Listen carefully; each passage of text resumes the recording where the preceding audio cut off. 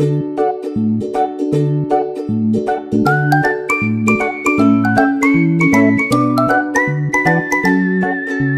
ko order.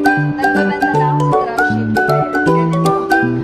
Pinopost ko ng online sa lahat ng accounts. May Facebook account ko at gumawa rin ako ng maraming Facebook page para magbenta ng mga pagkain.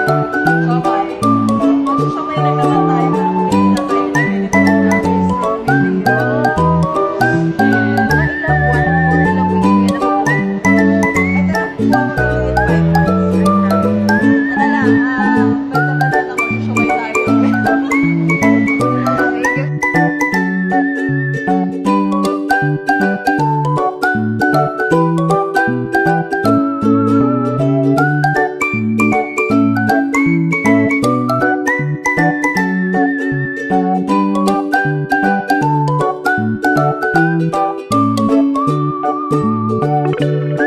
good.